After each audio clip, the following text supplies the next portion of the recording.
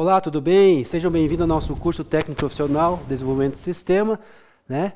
Análise e Projeto. Aqui é o professor Sidney. Vamos de aula hoje, retomada da aula anterior, para a gente relembrar o que a gente falou, né? Então, nós estamos aqui falando sobre a ferramenta Scrum, né? Para lembrar da aula anterior da gente. A aula anterior a gente teve prova e essa é a anterior à prova. Então, mais uma vez aqui, né? Quem tem lá o aplicativo no Google Play ou no Apple Store, né, para acessar o Alura e continuar com a nossa aula lá, tá bom? Tá lá, vamos lá então.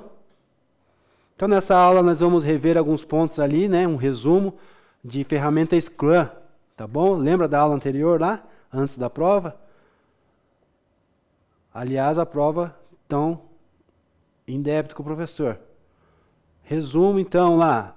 Scrum, né, é uma estrutura de gerenciamento ágil de projetos, foi criado lá, né, por Ken, né, e o Jeff em 90, inspirado, né, no rugby. Lembra lá o joguinho que o professor falou do rugby, né? O termo Scrum reflete o trabalho da equipe em alcançar um objetivo comum, né? E a corrida lá que eles dão lá, o tiro é uma sprint, né? Daí que vem o uso da sprint. Então essa metodologia foi baseada no rugby.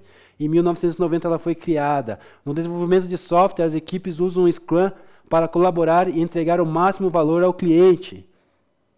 Só relembrando aqui, essa aula a gente já viu. O Scrum, então, ele divide, né, em projetos em ciclo chamado sprint, né?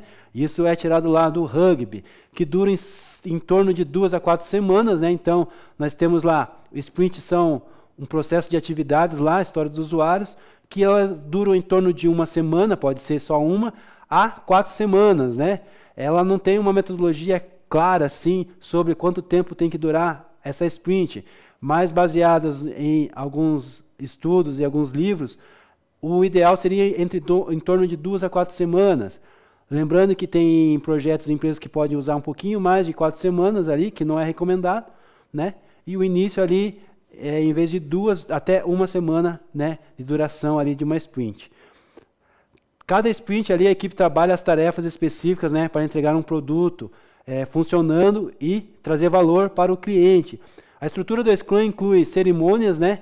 A cerimônia a gente falou nas aulas anteriores, que é o planejamento da sprint lá no começo, história do usuário, revisão da sprint, né? E as nossas daily Scrum, né, que são as reuniões diárias que tem todos os dias nós nos encontramos para decidir como estão o andamento das nossas sprints. A reunião diária dura em torno de 15 minutos, pode ser que seja um pouquinho mais, mas o ideal aqui é todos os dias se encontrarem para discutir esses assuntos, né? E a duração pelo menos de 15 minutos, para acompanhar todo o progresso ali das nossas tarefas.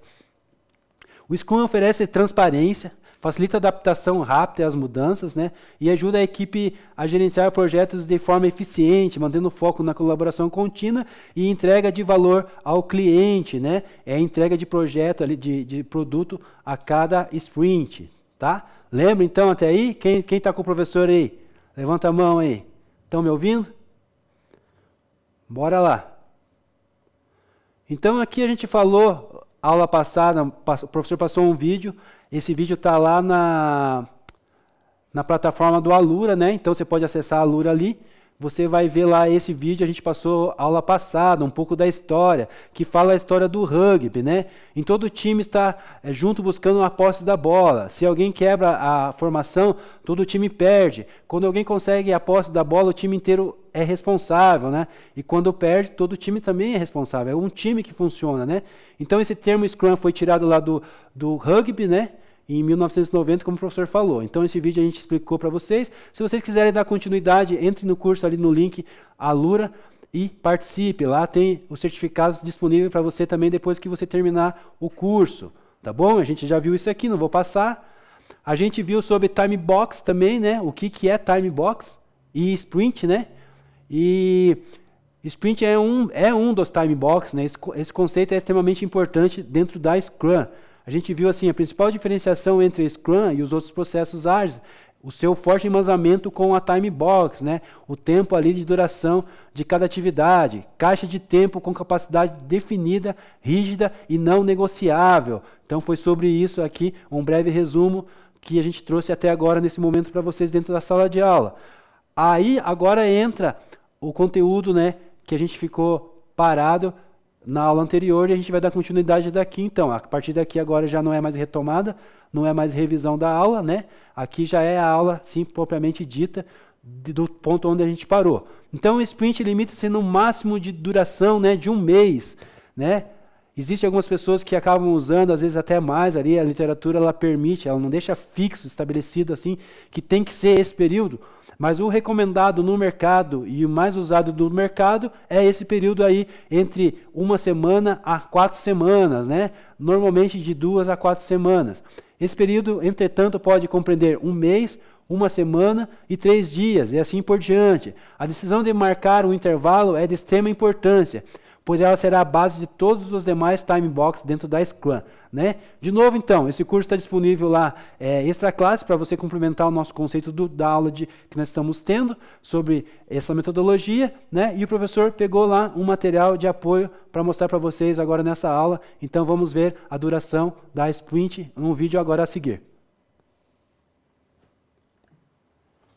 Então, a gente falou que o sprint dura até um mês. Mas até um mês, galera? Pode ser 2 dias, pode ser 1 semana, pode ser 3 semanas, pode ser lá o clássico do clássico, que são 2 semanas, pode ser 4 semanas, certo? O mês inteiro. Tanto faz. Mas a gente precisa tomar essa decisão, porque essa é uma decisão na qual a gente vai basear todos os outros time boxes ali do nosso Scrum, todos os outros time boxes do nosso processo, que são porcentagens do valor base, do valor da sprint. A sua sprint, então, você vai precisar definir o tamanho dela, e o tamanho dela pode variar de acordo com vários, mas muitos mesmos critérios ali que a gente pode usar para pensar no tamanho de uma sprint. Então, por exemplo, a gente tem a sprint, vou começar a fazer um projeto, mas o projeto está bem no comecinho ainda. Então, o momento do projeto é ainda aquele iniciozinho. A gente não sabe muito bem para onde a gente está indo. Se o nosso cliente não sabe bem ainda o que ele quer, a gente vai tender, nesse caso, a, por exemplo, ter durações menores. Eu quero ter duração menor de sprint, porque no final de cada sprint, eu tenho ali uma parte na qual eu vou falar para o meu cliente, olha, é isso que eu fiz, era isso mesmo? Era isso que você precisava? Eu vou ter a review meeting no final do sprint e eu vou receber feedback do meu cliente. Então, se a coisa ainda está bem incerta, poxa vida, eu não quero fazer trabalho à toa, eu quero pegar mais e mais feedback. Quanto mais feedback eu puder pegar, o feedback vier mais cedo, melhor para mim, melhor para o meu cliente também que está pagando pelo projeto no final das contas. Agora, talvez, da mesma forma, no começo do projeto, ou então, sei lá, tem algum momento intermediário do meu projeto, eu tenha pedaços ali que são muito grandes. Então, eu tenho um pedaço que eu não consigo de jeito nenhum, com o time que eu tenho, desenvolver ali em, sei lá, 3 semanas. Vamos dar um exemplo? Nota fiscal eletrônica. Sei lá, quando era lá a primeira vez que a gente foi fazer nota fiscal eletrônica, era uma desgraça, era um arquivo posicional e tudo mais. Arquivo posicional chato pra caramba pra fazer os testes e tudo mais. A gente acabou levando muito mais ali do que 1 semana de iteração que eu tinha no meu time. Então, talvez, nesses momentos ali em que a granularidade, que não dá para quebrar, nota comigo, nota fiscal, não adianta eu entregar meia leitura de nota fiscal, eu tenho que entregar ela inteira. E se inteiro é um negócio que vai demorar muito, talvez eu não tenha escolha, talvez eu seja forçada aí a aumentar um pouquinho o tamanho do meu sprint. Outra coisa que pode interferir ali é o ponto de, eu tenho lá um time, e o time está começando agora a mexer na tecnologia, sei lá, o seu cliente pediu porque pediu que o seu projeto fosse desenvolvido em Ruby on Rails, e você tem um monte de gente que é desenvolvedor faz tempo e tudo mais, mas é um desenvolvedor que está trabalhando faz tempo com Java, né? Talvez esse pessoal vá precisar ali adicionar um tempinho, pelo menos no começo do projeto, pelo menos até eles se familiarizarem com a tecnologia. Cada um dos incrementos do meu software vai demorar um tempinho a mais, porque esse time precisa aprender ainda a tecnologia. Então, é não só a regra de negócios que ele vai ter que aprender, mas vai somar a regra de negócios com a nova tecnologia, que é ali, bom, no caso do meu exemplo, o Ruby, para quem estava acostumado a desenvolver Java. Beleza? Tem casos bem mais drásticos que isso, certo? A galera só desenvolve lá uma linguagem que vem num paradigma procedural e aí agora você vai mexer com orientação a objetos ou, sei lá, orientação a eventos, certo? Dá pra complicar bastante. Ou então, mesmo assim, você tem um time que nem conhece nada ainda, eles não estão acostumados com nada, é um time muito iniciante. Você juntou lá uma pancada de estagiário, colocou um cara mais sênior no time, ou você é o estagiário, certo? Estive lá também, né? E colocou lá uma pessoa sênior no time e esse time precisa desenvolver. Poxa vida, vou precisar de mais tempo para fazer um incremento para o meu cliente em si. Então, aí nesse caso, eu vou aumentar um pouquinho também do meu sprint. Por outro lado, se você está lidando com pessoas bem novas aí no seu time, é frequente, não estou dizendo que é regra, mas é frequente a gente ter um problema lá de geração e tudo mais. A geração mais nova ali é aquela geração videogame, certo? Então é a geração que precisa daquele negócio de começa, termina, começa, termina, começa, termina. São objetivos muito curtos, porque isso é que dá a motivação. Se tiver um sprint longo com o pessoal de uma geração aí, YZ, certo? Você vai ter um problema a mais para tratar, que é o problema de motivação do pessoal. Fala assim, beleza, então tem ainda 3 semanas, isso chama síndrome do estudante, certo? Você tem 3 semanas, você sabe que daqui a 3 semanas vai ter uma prova, mas quando é que você vai estudar para a prova? Você eu não sei, mas eu tinha uma mania bem ruim para minha vida acadêmica, particularmente, de estudar no último dia. Isso é uma mania mundialmente conhecida, é um fenômeno de psicologia chamado síndrome do estudante, que ataca lá mais umas pessoas de uma geração do que outra, certo? Ou então mais pessoas que têm ali essa necessidade de um ciclo de feedback muito mais rápido. Você tem muitas dessas pessoas no seu time? Considera fortemente diminuir o tempo do sprint. Por outro lado, quanto mais você diminui o tempo de sprint, o estresse da galera vai lá na lua, porque você tem que, sei lá, em 3 dias, entregar alguma coisa de valor para o seu cliente. Poxa vida, 3 dias para entregar uma coisa de valor para o seu cliente? Você tá correndo que nem um maluco lá, tá arrancando o cabelo para entregar. Tem gente que gosta de pressão e trabalha muito bem com ela. Tem gente que se você dá esse nível de pressão para a pessoa, ela buga, certo? Não funciona mais nada, tá lá, entra em desespero e não consegue entregar nada no final. Então tem ali uma relação, eu até gosto desse gráfico, certo? A gente fazer lá uma relação entre, poxa, se meu sprint é muito curto, eu tô pra cá aqui no eixo, eu vou fazer alguma coisa que eu tenho, né? Eu vou fazer o gráfico do estresse, meu estresse tá lá no alto e ele vem descendo aqui. Beleza? Mas em compensação, a capacidade de foco da galera também tá lá no alto, né? E vem descendo. Tudo bem? Ou, vamos lá, vamos fazer o contrário. A distração do pessoal, falar da parte ruim, né? Estresse vem descendo, a distração, o nível de distração, quanto mais longo o meu sprint, mais alto ele tá. Então você tem ali, e para cada time, para cada conjunto de pessoas que você tem, esse gráfico, esse ponto de ótimo ali no seu gráfico, vai ser diferente. Quer dizer, achar a duração ideal do seu sprint é uma arte, certo? Você vai fazer isso e vai mudar conforme o time fica mais parecido com um time mesmo, fica trabalhando junto melhor, isso pode mudar. Conforme troca pessoas do time, pode mudar. Conforme, enfim, muda o momento do projeto, isso pode mudar. Achar esse ponto de equilíbrio é aquela coisa que a gente fica fazendo de quando em quando. Mas eu falei pra você, poxa vida, não muda a duração do sprint. Nota comigo, certo? Você não muda a duração do sprint atual. No final desse sprint, você pode olhar e falar, poxa vida, na parte de retrospectiva, que a gente vai falar mais pra frente, a gente avalia e fala, poxa, o que deu de errado nesse sprint? Não consegui entregar nada porque eu estava muito estressado. Então, talvez valha a pena a gente parar ali e falar, tá bom, então a partir do próximo sprint, quer dizer, eu vim fazendo aqui, tudo mais, uma semana, a partir do próximo sprint a gente vai fazer um outro teste. A gente vai tentar fazer um sprint um pouquinho maior, que dura 2 semanas, para ver se isso ajuda a manter a galera calma e mais capaz de entregar as funcionalidades. Porque afinal o que importa pra gente é entregar incrementos, entregar valor para o meu cliente no final de cada sprint. Isso aí, turma. Voltando então, professor, aqui, a gente tem que dar valor na entrega do produto para o nosso cliente, né? Vocês prestaram atenção ali no período das sprints, qual que é a duração dela? 2 a 4 semanas, né? Não pode ser tão curta, para a gente não ter dificuldade para a entrega do produto, também não pode ser tão longa, né? Porque a gente tem que entregar ali o mais rápido possível o nosso projeto, então tem que ser calculado todas essas possibilidades, né? aqui está uma referência, né, do material que o professor buscou para trazer aula para vocês, desse conteúdo, então, que foi dado até agora. A gente vai entrar no próximo conteúdo agora, né? Então, só retomando ali, duração da sprint, né? E as nossas reuniões diárias ali, as daily Scrum, que são bem importantes vocês saberem ali, duração de 15 minutos, elas são reuniões diárias, né?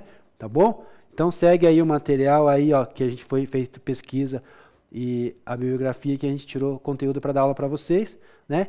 E a gente aprendeu aqui, vimos até agora, então, resumindo a aula anterior e a aula de hoje, né? Ferramentas Scrum, né? Essas ferramentas são bem importantes aí para vocês no mercado de trabalho. Então, vocês devem saber, estar na ponta da língua aí sobre essas ferramentas, tá bom? Nós vamos entrar rapidamente aqui no próximo assunto, que é o ciclo de vida, né, e ferramentas ágeis. Então, a gente vai falar sobre o ciclo de vida, quanto tempo dura e como que deve ser esse ciclo de vida dentro dessa metodologia ágil, né? Mais uma vez lembrando vocês, né, entre lá na Alure e complemente essa aula, esse conhecimento lá. Nós vamos conhecer o ciclo de vida do software e entender sua relação com as ferramentas ágeis.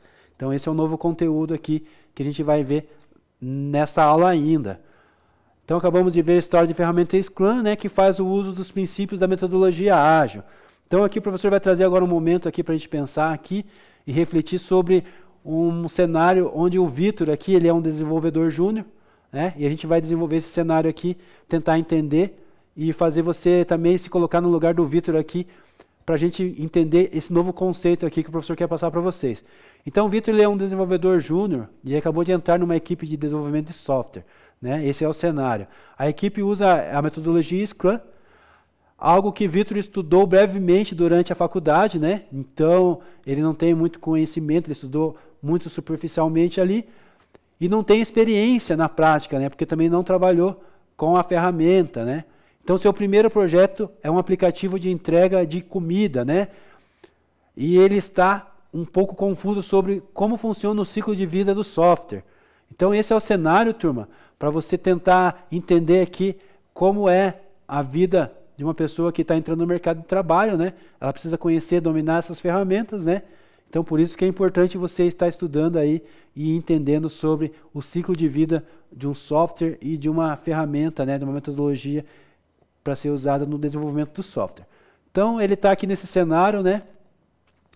Então, assim, se encaixa no Scrum, especialmente considerando que o Scrum enfatiza a entrega contínua e incremental, né?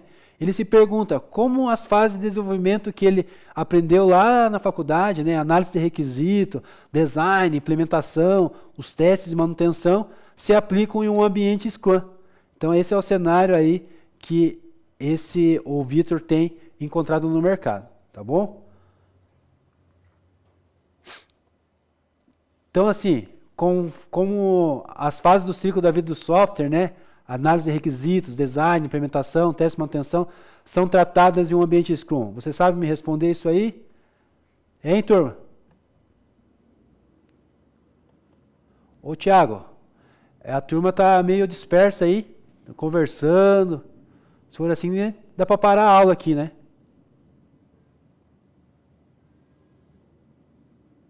O professor já falou já uns 2 minutos e ninguém prestou atenção.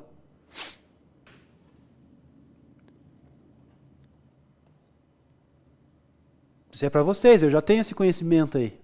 Com a fase do ciclo da vida de software, análise de requisitos, design, implementação e teste de manutenção são tratadas no ambiente Scrum, né? O professor vai continuar aqui, passar o conteúdo para vocês, porque vocês nem prestaram atenção no que eu falei antes ali. A resposta seria assim, ó, presta atenção então aí agora. Em Scrum, as fases do ciclo de vida do software, né, não são tratadas de maneira linear como no modelo de cascata. O modelo de cascata que a gente também viu nas aulas anteriores. Em vez disso, elas são abordadas de forma interativa e incremental. E cada sprint ou interação inclui todas essas fases. A análise de requisito é feita durante o planejamento da sprint, lá no começo, e o refinamento do produto do backlog. Tá? Então, a resposta ainda continua aqui ainda, né? Então, assim, o design e a implementação são realizados durante a sprint, os testes são feitos ao longo da sprint, né? Durante o processo todo, especialmente durante a revisão da sprint, lá que a gente tem a review, né? Então, a manutenção é tratada como qualquer outro requisito e inclui também o backlog do produto. E deve ser abordada tudo isso nas sprints e nas sprints futuras, né? Nos próximas sprints que estão de vir após o término da primeira ou da segunda ali. Tá bom? Vamos conceituar tudo isso então, tá? E daí eu quero deixar uns minutinhos aí no final para a gente conversar. Conceituando, então, a parte do ciclo de vida. O ciclo de vida de um software é bem importante você saber aí, ó. É a estrutura que descreve fases distintas envolvidas no desenvolvimento de um software, né? Desde lá do início, lá na concepção lá da conversa lá, levantamento das histórias do usuário, até a descontinuação, né? Então o ciclo de vida de um software ajuda a estruturar o processo de desenvolvimento para garantir que cada etapa ali, que cada sprint, que cada tarefa, que cada história do usuário seja concluída de forma eficiente e eficaz, né? Lembrando que essa método entrega produto para o cliente a cada sprint e o objetivo é entregar produto com qualidade, né? Agilidade no processo. Conceituando ainda, a gente tem as fases típicas lá da vida do software, né? Nessas fases inclui planejamento e análise de requisitos, né? Que esta fase é inicial, onde os objetivos, né, o escopo, os requisitos para o software são definidos. Então aqui é feita a definição lá de análise, planejamento e os requisitos que são importantes para o desenvolvimento do software, né? E discutido com o cliente ali, e a gente documenta isso, tudo isso nessa parte aqui, de planejamento e análise de requisitos, né? A parte de requisitos é bem importante, tá lá no começo, quando a gente coleta as histórias dos usuários e faz, né, o planejamento lá, né, o planning sprint lá, né, no começo lá, tá? Então, parte do design também é uma das fases ali. Essa das fases próximo passo são o design do software, né? Isso inclui lá a definição da arquitetura do software, escolha das tecnologias a serem usadas, design de interface do usuário e entre outros, né? Então aqui nós vimos aqui duas etapas do ciclo, né? Planejamento e análise de requisitos. A segunda aqui é design e nós vamos ver agora as próximas fases aqui, que é a implementação e a codificação, né?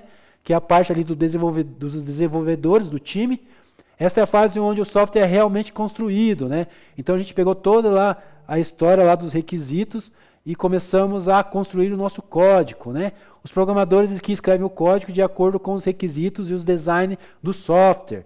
Então aqui os programadores recebem tudo na mão já, a parte de documentação, as sprints ali todas concluídas ali, a parte levantamento dos requisitos, né? E como vai funcionar o software, e eles só vão fazer isso, executar isso com o código, né?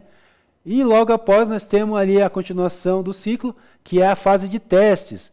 Então após a implementação, o software é testado para garantir que está funcionando corretamente, né, e que atende os requisitos definidos. Isso pode incluir testes unitários, né, e testes de integração, testes de sistemas, testes de aceitação e entre outros, né. Então todos os testes aqui são importantes e precisam ser realizados. Ainda dentro da fase do conceituando aqui, né, nós temos a fase da implementação, da implantação, né. Após os testes, o software é implantado e entregue ao usuário, né? E após isso ali, não menos importante, a manutenção, né? Então, após a implantação do software, em todas as fases anteriores, é feita a manutenção, onde feitas as atualizações e corrigidos os bugs, né? Então, assim, é feita uma melhoria nas funcionalidades, né? Adaptar novos recursos, adicionar requisitos ou condições novas no aplicativo ou no software ali que a gente entregou para o cliente. Então é bem importante essas fases aí.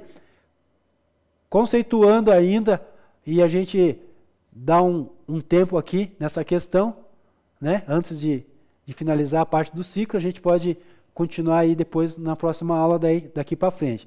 Mas aqui conceituando ainda, lembre-se que existem muitos modelos diferentes, né, do ciclo de vida de um software, incluindo lá o modelo cascata que a gente viu no começo, que foi o princípio lá da engenharia de software, e depois outros modelos de desenvolvimento como o modelo ágil, né, e o modelo aspiral e outros aí que existem no mercado. Então cada modelo tem suas próprias forças, tem as suas próprias fraquezas, né, e a escolha desse modelo depende muito da necessidade do nosso projeto, da nossa empresa, da nossa equipe, né, e se tem restrições específicas para o projeto ou não. Então essas fases são é bem importante a gente saber qual modelo a gente vai usar e dominar muito bem ali o modelo para que possa ser aperfeiçoado ali o nosso projeto e executado de maneira o mais rápido e entrega com qualidade para o nosso cliente. Tá bom? Tiago, eu vou pedir um minuto para você e para a turma. Eu vou entregar aqui para gravação, só que eu vou continuar com vocês, que eu quero conversar com vocês. Tá bom? A gente continua na sala aí. Então, turma, por hoje é só o nosso assunto. Continuamos na próxima aula. Até o próximo encontro. Um abraço.